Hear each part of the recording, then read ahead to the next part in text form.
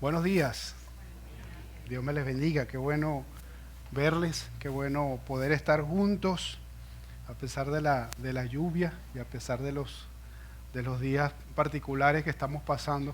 Gracias a Dios que podemos estar aquí y podemos reunirnos para alabar, glorificar el nombre del Señor y para escuchar lo que la palabra del Señor también tiene para enseñarnos a nosotros.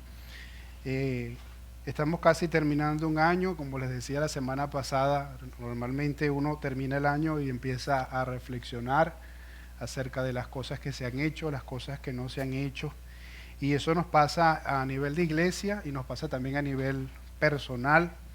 La semana pasada veíamos que somos una iglesia cristiana y estudiamos el pasaje de Hechos, capítulo 11, donde se origina esta iglesia de Antioquía, que fue la primera iglesia que fue denominada iglesia cristiana por las personas. Hablamos de su mensaje, de su poder y de su impacto. Y hoy quiero que sigamos hablando de la misma iglesia, y el mensaje de esta mañana se titula Una iglesia sensible a la voz de Dios, porque la iglesia de Antioquía fue creciendo, fue pasando el tiempo, fue una iglesia que tuvo que ir madurando, tuvo que ir experimentando cosas, y probablemente pues se plantearon una pregunta que nos la planteamos nosotros también como iglesia constantemente. Si somos una iglesia de Dios, ¿cómo saber cuando Dios quiere que hagamos algo? Si somos una iglesia cristiana, si somos una iglesia gobernada por Cristo, si la cabeza de la iglesia es Cristo, ¿cómo saber que Cristo realmente sigue guiándonos en las decisiones que tomemos como iglesia? Y ustedes saben, probablemente lo saben, en muchas iglesias existen diferentes sistemas de gobierno, diferentes estilos de gobierno que tratan de garantizar que la iglesia haga la voluntad de Dios. Y particularmente pues nosotros como iglesia también oramos para que el Señor siempre nos esté guiando, y no solamente como iglesia, sino, y hoy lo voy a hacer, quiero que pensemos como iglesia, pero quiero que también pensemos constantemente también a nivel personal. Como cristianos también queremos estar seguros de que estamos haciendo lo que Dios quiere. Queremos ser sensibles a su voz, a lo que Él quiere enseñarnos. Entonces la iglesia de Antioquía es un ejemplo interesante porque nos muestra cómo ellos fueron aprendiendo a dejarse guiar por el Señor. Y terminando el capítulo 11, la semana pasada, la sección que vimos la semana pasada, inmediatamente después dice el versículo 27 y 28, que por aquel tiempo unos profetas bajaron de Jerusalén a Antioquía, y uno de ellos, llamado Ágabo, se puso de pie y predijo por medio del Espíritu que iba a haber una gran hambre en todo el mundo, lo cual sucedió durante el reinado de Claudio.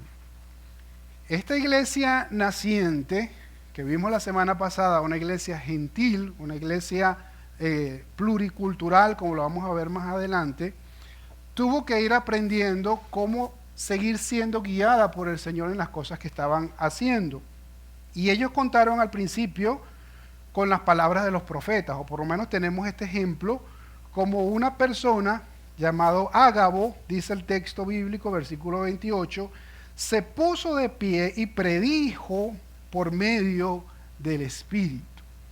Y aquí la palabra, la Nueva Versión Internacional traduce predijo. Sin embargo, la palabra en el idioma original, y aquí quizás discrepo un poquito de la traducción que hizo la NBI, porque la palabra en el idioma original que está allí en el versículo 28, la palabra literalmente significa marcó, o señaló, o indicó, ¿ok? Por medio del Espíritu.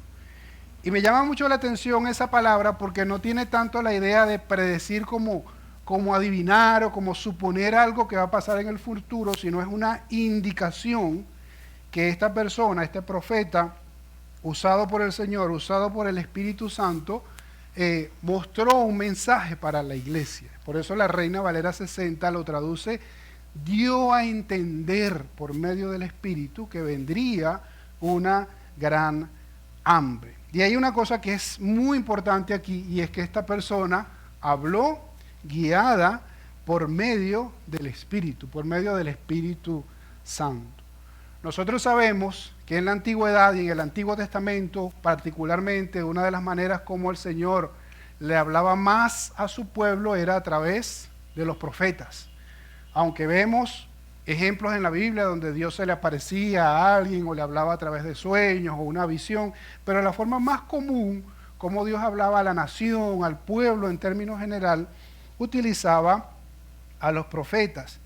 Los profetas no hablaban de presentimientos, los profetas no hablaban de suposiciones, los profetas no daban consejos o sugerencias, los profetas hablaban en nombre de Dios. El mensaje que ellos transmitían era un mensaje de Dios. Lamentablemente, algunos lo asocian más a predecir el futuro, pero como lo hemos dicho en diferentes oportunidades, la función del profeta no era predecir o adivinar el futuro. La función del profeta era decir un mensaje de parte de Dios. No lo que él pensaba, no lo que él suponía, ni siquiera lo que él deseaba, sino lo que Dios mandaba a decir. Y cuando Dios utilizaba a un profeta para transmitir un mensaje, la idea era que se obedeciera. Había que hacer caso a lo que el profeta decía. El profeta no hablaba solamente para hacer alarde de que él era profeta, sino que el pueblo tenía que responder, en este caso la iglesia tenía que responder. Y eso sucedió con la iglesia de Antioquía. La palabra del profeta los llevó a la acción. Y ese versículo, los siguientes versículos, 29 y 30, entonces decidieron que cada uno de los discípulos, refiriéndose a los miembros de la iglesia, cada uno de los discípulos, según los recursos de cada cual, enviaría ayuda a los creyentes que vivían en Judea, y así lo hicieron, mandando su ofrenda a los líderes religiosos por medio de Bernabé y Saulo. Esa fue la respuesta que ellos dieron. Ellos recibieron un mensaje de Dios a través de una persona que Dios utilizó, y en respuesta a esa palabra obedecieron. Iba a haber una gran hambre, de hecho la hubo, y ellos empezaron con respuestas. Me llama mucho la atención el énfasis porque las respuestas fueron individuales. Dice, cada uno de los discípulos, según los recursos de cada cual, se pusieron de acuerdo y enviaron ayuda a la iglesia de Jerusalén, que pudiésemos decir a la iglesia madre, ¿ok? Porque la iglesia de Jerusalén fue primero, donde comenzó todo, donde fue el Pentecostés. Pero ahora la iglesia de Antioquía, que vimos la semana pasada cuando nació, esa iglesia ahora está ayudando a la iglesia que está en Jerusalén, que está pasando necesidad. Entonces tenemos un ejemplo de cómo la iglesia fue guiada por Dios para su servicio. Y Dios puede utilizar a sus siervos, a sus instrumentos, y puede hablarnos como iglesia para movernos, a la acción, al servicio, a ayudar a otras personas, y tenemos que ser sensibles a la voz de Dios en ese sentido.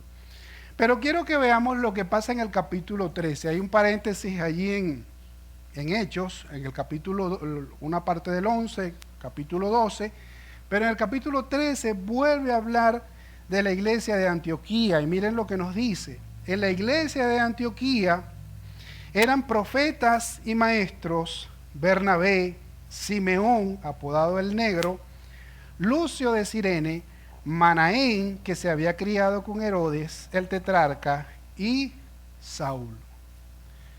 ¿Qué llama aquí la atención? Ya aquí no vemos una iglesia guiada por alguien que vino de afuera y se paró y habló en nombre del Espíritu a darle un mensaje. Encontramos aquí de hecho dos palabras interesantes. En el idioma original las palabras son profetes y didáscalos. Profetes y didáscalos, que se traducen profetas o mensajeros, portavoces, y maestros. Y parece haber una evolución en esta iglesia en particular, porque ya no es una iglesia, como digo, que depende de que venga alguien a decir un mensaje de Dios, sino que la misma iglesia tenía mensajeros, portavoces y maestros. ¿Por qué esto es interesante? Porque la función del profeta era ser un portavoz de un mensaje de parte de Dios. Pero el maestro, ¿qué hacía? El maestro enseñaba la palabra de Dios. Entonces, La iglesia de Antioquía, en ese lapso de tiempo, no sabemos exactamente cuánto tiempo pasó, pero había pasado un tiempo, por lo menos Pablo había estado un año enseñando en la iglesia, había logrado tener un equipo de profetas y maestros. Y hay otra cosa interesante, ¿quiénes eran estos profetas y maestros? Se mencionan aquí a Bernabé, que ya hemos hablado acerca de Bernabé, la semana pasada hablamos de Bernabé. Simeón, que tenía un apodo muy particular, le decían el negro, y no creo que haya sido solo por ponerle el nombre, por decirle así, probablemente, muy probablemente era por su apariencia física, ¿ok?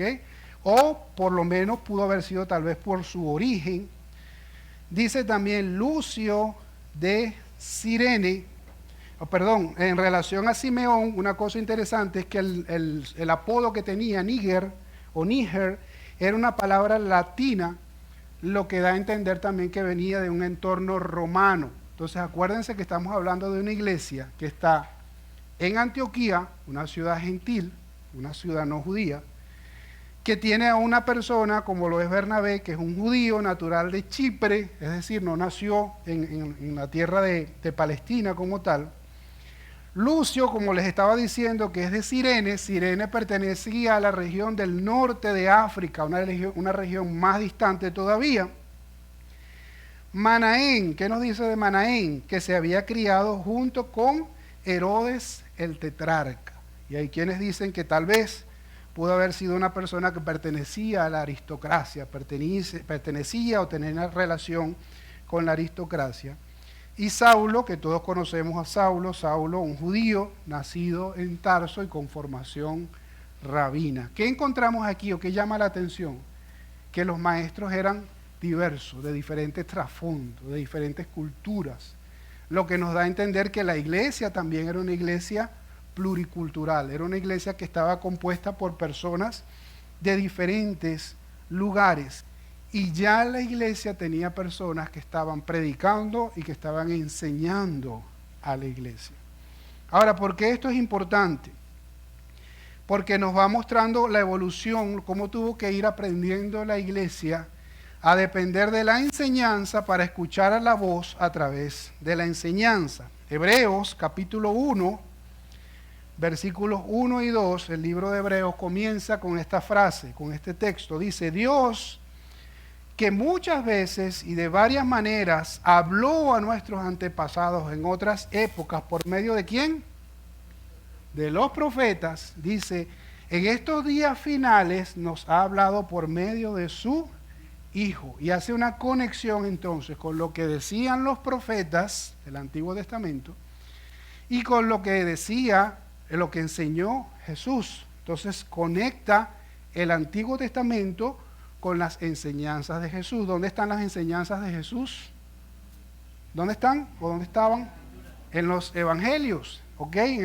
Algunas formaban parte de la tradición todavía, pero los evangelios ya también se estaban escribiendo. Entonces hay una conexión Antiguo Testamento con los evangelios. Y los profetas y maestros tenían que enseñar las enseñanzas de Jesús, las enseñanzas de los apóstoles. Y así se hicieron las epístolas, que son las cartas que tenemos en el Nuevo Testamento. Entonces ya hoy las iglesias no necesitan, y de hecho en algún momento de la historia dejaron de necesitar profetas itinerantes que tuvieran que pararse y hablar en nombre de Dios, porque tenemos predicadores, pastores, maestros que profundizan en la palabra de Dios, que buscan la intimidad del Señor y nos instruyen para transmitirnos el mensaje que viene de parte de Dios.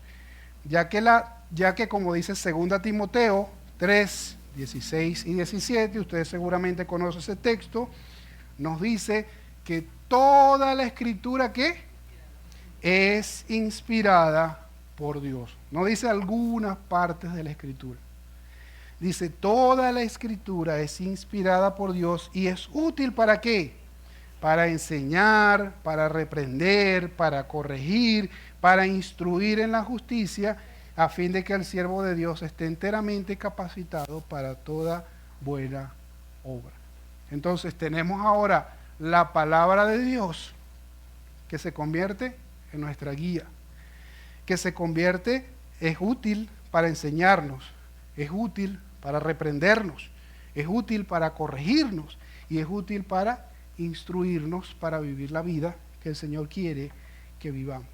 Entonces esto le añade no solamente el elemento de la persona, el instrumento de Dios, como el pastor, el maestro, la persona que transmite el mensaje de Dios a través de la palabra, sino también le añade la responsabilidad nuestra de estudiar la palabra de Dios, de profundizar en la palabra de Dios para crecer, para ser guiados, para ser instruidos. Entonces la iglesia tiene que procurar vivir en esa vida de conexión con la palabra de Dios. Ahora miren lo que pasa con esta iglesia en Hechos capítulo 13, el versículo 2 dice que mientras participaban en el culto, y es el versículo 2, participaban en el culto al Señor y ayunaban, el Espíritu Santo dijo: apártenme ahora a Bernabé y a Saulo para el trabajo que los he llamado. Ya la iglesia había crecido, como le estaba diciendo, ya la iglesia estaba madurando, estaba evolucionando, y sucedió algo con esta iglesia. Los pastores, los profetas y maestros que son allí mencionados ¿qué estaban haciendo? Estaban haciendo su trabajo. Dice el versículo 2, que mientras participaban en el culto al Señor y ayunaban. Es decir, que estos líderes, maestros, portavoces del Señor, estaban haciendo lo que tenían que hacer, lo que tenemos que hacer nosotros siempre, participar del culto al Señor, y le añade el elemento del ayuno que está conectado con la adoración. No es solamente el aguantar hambre, ¿okay? Una cosa es aguantar hambre y otra cosa es el ayuno de oración como tal. Entonces, estas personas era algo que formaba parte de lo cotidiano, era algo que ellos hacían constantemente, y eso es importantísimo para poder estar en sintonía con la voluntad de Dios, para poder ser sensibles a la voz de Dios. Y seguramente estos maestros, como nos dice el texto, ellos lo hacían con regularidad. Y si nosotros queremos ser sensibles a la voz de Dios, si nosotros queremos tener un corazón y unos oídos espirituales sensibles a la voz de Dios, tenemos por supuesto que participar del culto del Señor, y tenemos que orar, y en algunas circunstancias tenemos que ayunar. ¿Okay? Jesús no abolió el ayuno. De hecho, Jesús dijo que en algún momento sus discípulos iban a ayunar. En ese momento no lo estaban haciendo, pero dice que iba a llegar un momento donde sí lo iban a hacer. Entonces la iglesia lo hacía. De hecho, hay escritos hay un escrito extra bíblico que se llama la Didaché, que dice que los discípulos, los primeros cristianos, usualmente ayunaban por lo menos una vez a la semana. Los jueves lo dedicaban para ayunar al Señor. Entonces, ¿qué pasó con esta iglesia que tenía pastores y maestros? Todos participaban del culto al Señor, todos estaban en ayuno y oración. Nos dice el mismo versículo 2, que entonces el Espíritu Santo les dijo, le transmitió un mensaje. ¿Cómo lo dijo el Espíritu Santo? ¿Cómo lo dijo? No lo dice el texto, ¿verdad? Simplemente dice el Espíritu Santo dijo. ¿Y por qué no lo dice? Yo me atrevo a decir que no lo dice porque precisamente no querían dejar, el Señor no quiso dejarnos como una sola manera. Porque yo estoy seguro que si el versículo tal vez dijese, y el Espíritu Santo le dijo a través de una visión, entonces todo el mundo estuviera esperando visiones para que Dios le hablara. O si dice el Espíritu Santo se los dijo a través del sueño, entonces estuvieran los hermanos todo el tiempo pendientes de los sueños para ver qué es lo que Dios le dice. No, dice simplemente que el Espíritu se lo dijo. Y ellos estuvieron convencidos que era el Espíritu Santo el que les estaba hablando. Hoy en día, lamentablemente, hay personas que abusan y distorsionan de esto. Y todavía incluso tienen personas que supuestamente son profetas y supuestamente su palabra es infalible, y de 10 cosas que dicen pueden que peguen 2 o pueden que peguen 5, pero eso no es un profeta según lo que la palabra del Señor enseña. De hecho, ya en este tiempo, ya en el tiempo bíblico, el Nuevo Testamento nos estaba alertando de esas cosas. Mire lo que dice Primera de Juan 4, versículo 1. Queridos hermanos, no crean a cualquier espíritu, sino sométanlo a prueba para ver si es de Dios, porque han salido por el mundo muchos falsos profetas. Entonces ya Juan los estaba alertando. Porque claro, es muy fácil. Hay personas que a veces dicen, y yo lo he escuchado, pastores, hasta pastores, predicadores que dicen, el Espíritu Santo me está diciendo algo en esta hora. Y claro, uno dice, bueno, vamos a ver qué va a decir porque son palabras mayores. Pero lamentablemente hay personas que a veces abusan de eso. Y creen que porque utilicen esa expresión le van a dar más peso a lo que van a decir. Entonces la palabra de Dios nos alerta a no dejarnos llevar por eso. De hecho, aquí mismo, Primera de Juan les dice a los hermanos que estén pendientes porque hay muchos falsos profetas, y los versículos 2 y 3 básicamente lo que dice es que hay muchas personas que no creen, por ejemplo, dice él, en la encarnación de Cristo, y si alguien no cree en la encarnación de Cristo no puede ser un profeta del Señor. Entonces, si alguien anda enseñando cosas contrarias a la palabra de Dios, perdónenme, pero no es profeta de Dios, porque Dios no se contradice. No puede haber alguien diciendo que está hablando en nombre de Dios y está creyendo doctrinas contrarias a las doctrinas esenciales de la palabra de Dios. Pero sí hay muchos falsos profetas y los va a seguir habiendo, dicen los versículos 5 y 6 de Primera de Juan 4, hablando de esos falsos profetas. Dice, ellos son del mundo y por eso hablan desde el punto de vista del mundo y el mundo los escucha. Nosotros somos de Dios y todo el que conoce a Dios nos escucha, pero el que no es de Dios no nos escucha. Así distinguimos entre el espíritu de verdad y el espíritu del engaño. Entonces tenemos que aprender a ser sensibles a la voz de Dios. Tenemos que aprender a distinguir la voz del Señor de otras voces, porque podemos estar cometiendo el error, y Jesús alertó a los fariseos que no le hacían caso en Juan capítulo 8, versículo 47. Él les dice, Jesús dijo, el que es de Dios escucha lo que Dios dice, pero le dijo a los fariseos, pero ustedes no escuchan, ¿por qué? Porque no son de Dios. Entonces, es nuestra responsabilidad también como cristianos ser sensibles y aprender a diferenciar entre tantas voces, a escuchar la voz de Dios. Y como ven, no es solamente un asunto de la iglesia, pero por supuesto que la iglesia con mucha más razón, porque la iglesia es la iglesia del Señor, es la iglesia de Dios, y queremos hacer la voluntad de Dios. Y necesitamos que el Señor nos vaya guiando constantemente para hacer su voluntad. Pero también como cristianos, como hijos de Dios, debemos ser sensibles para escuchar la voz de Dios y obedecer la voz de Dios en nuestra día a día. Y tomar decisiones más sabias porque las vamos tomando guiados por el Señor. Porque cuando Dios habla o cuando el Espíritu Santo habla, ¿qué tenemos que hacer? ¿Qué tenemos que hacer? Decirle a todo el mundo, Dios me habló, el Señor me habló. Para eso es que Dios habla. Obedecer. Y miren lo que pasó con la iglesia de Antioquía, la segunda parte del versículo 2, el Espíritu Santo, ¿qué dijo? Apártenme ahora a Bernabé y a Saulo para el trabajo que los he llamado. Así que después de ayunar, orar e imponerle las manos, los despidieron. Entonces, ¿qué hizo esta iglesia? Escuchó la voz de Dios. No nos dice exactamente cómo, pero ellos entendieron que Dios los estaba llamando específicamente a Bernabé y a Saulo para una tarea.